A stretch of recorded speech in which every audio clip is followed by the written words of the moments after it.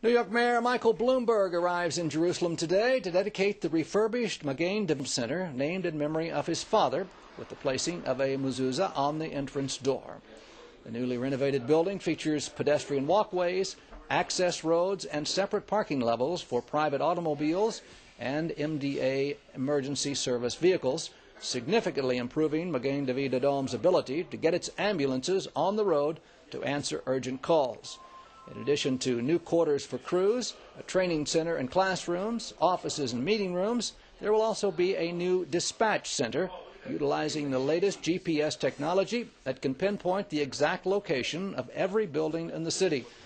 MDA's groundbreaking Motor Bridge communication system enables its staff to receive emergency calls and alerts online from every type of communications device. IBA's Eli Wagalanter spoke this morning with Arnold Gerson, CEO of American Friends of Magen David Adom, and asked him about the significance of the new facility. In 1963, when this building was initially built, it was at a different time in Israel's history. It was right on the edge of the Jordanian border. It had sniper fires coming in its direction. It was built for a much smaller population. The population has grown dramatically over these years, and now we've built a state-of-the-art facility to be able to take care of the needs of those residents in Jerusalem and the surrounding region.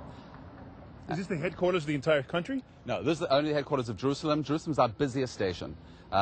We have more calls here, more activity here, and this is going to be the largest station that we have in operation throughout the country. Why do you think Jerusalem is the largest station, is the most number of calls? I think it's the nature of the population. And what we found is that it's a population that's a lot of low economic stratus, and the calls are a lot. We get a lot of calls. We have different vehicles which deal with different parts of the community. So, for example, we have what's known as a mule, which allows it to get into the old city.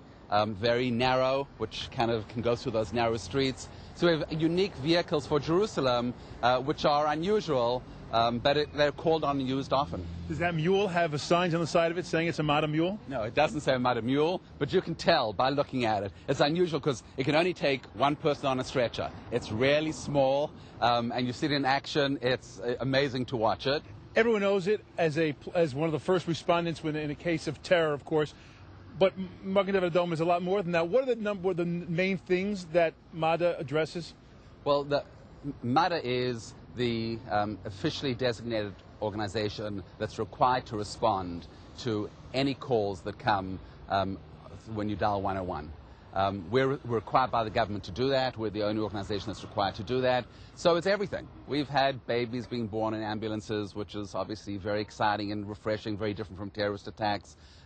We have just standard. You need to get to a hospital, you're not feeling well. In fact, I had a recent situation, my own sister, who lives here, just came back from overseas. Her temperature spiked on the plane, and her blood pressure went up to 180. MADA was there to take her off the plane when she arrived, took her straight to Tel HaShomer, and took care of her. But on the plane, she said they were incredible. They took care of her, and she didn't even mention my name. She got the same attention everyone else got. The Swedish pop rock